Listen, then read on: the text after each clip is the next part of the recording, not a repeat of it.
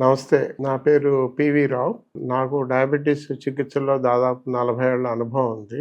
ఇప్పుడు time restricted diet అని ఈ మధ్య కాలంలో చాలా ఎక్కువ ప్రచారంలోకి వచ్చింది. ఇంతకుముందు దాన్ని ఇంటర్మిటెంట్ ఫాస్టింగ్ అనేవాళ్ళం. ఇప్పుడేంటంటే సర్కాడియన్ రిథమ్ అంటారు. అంటే మన పగలు, రాత్రి, ఉదయం వీటికి అనుగుణంగా మన ఆహారం తీసుకోవటాన్ని టైమ్ రెస్ట్రిక్టెడ్ డైట్ అంటాం అన్నమాట. సో దీంట్లో ఏంటంటే కొంతమంది ఉదయం 8 గంటల నుంచి మధ్యాహ్నం 4 గంటల వరకు మాత్రమే తిని మిగతా సమయంలో ఏం తినకూడదు. ఇది ఎక్కువగా పాటించాల్సిన అవసరం ఉంది.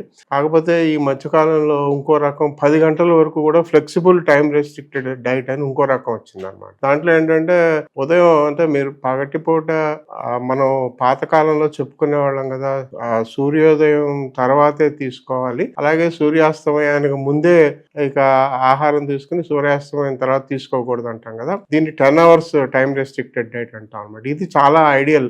ఈ మధ్య కాలంలో దీనికి ఎక్కువ ప్రాచుర్యం జరుగుతుంది. ఇది మన భారతదేశంలో పురాతనంగా మన సనాతన ధర్మాన్ని అనుసరించి పెద్దవాళ్ళు ఏం చెప్పారో దానికి అనుగుణంగా టైం రెస్ట్రిక్టెడ్ డైట్ అనేది బాగా ప్రాచుర్యంలోకి వస్తుంది నెమ్మదిగా. అంటే ఇంటర్మీడియట్ ఫాస్టింగ్ తో మొదలుపెట్టి ఇవాళ ఈ గంటల సమయాన్ని 10 గంటల వరకు మనకి అందుబాటులోకి తీసుకొచ్చారు. ఉదయం తెల్లవారిన తర్వాత మళ్ళీ సాయంత్రం సూర్యాస్తమయానికి ముందే ఆహారం తీసుకోవాలన్నమాట. ఇలా తీసుకున్నట్లయితే మీరు మళ్ళీ ఇందులో కార్బ్స్ తగ్గించుకోవాలని లేదా కొవ్వు పదార్థాలు తగ్గించుకోవాలని ఇవన్నీ కూడా నియమాలు కొంచెం తగ్గించుకోవచ్చు, కఠినమైనటువంటి నియమాలు. ఎందుకంటే మీరు ఈ టైం రెస్ట్రిక్టెడ్ డైట్ పాటించినట్లయితే దాని అంతటా అదే మీ తీసుకునేటువంటి క్యాలరీల పరిమాణం తగ్గిపోతుంది. కాబట్టి మీకు ఇంకా వేరేగా మళ్ళీ ఆహారంలో కార్బ్స్ తగ్గించుకోవాలి లేదా కొవ్వు పదార్థాలు తగ్గించుకోవాలి, ప్రోటీన్లు పెంచుకోవాలి, ఇలాంటి కొలతలన్నీ ఇప్పుడు ఇంతకాలంగా మనం వేస్తున్న కొలతలన్నీ కూడా పెద్దగా పట్టించుకోక్కర్లేదు. ఒక టైం మాత్రం పాటించినట్లయితే